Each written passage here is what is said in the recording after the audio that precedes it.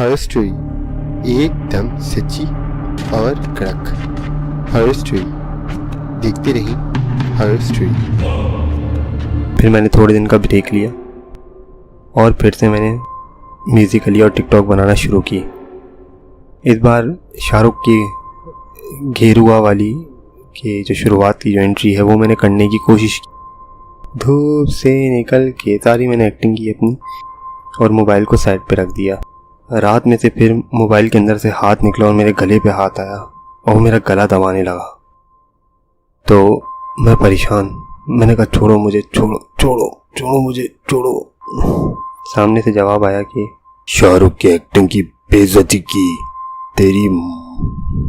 फिर उसने 4-5 गालियां दी।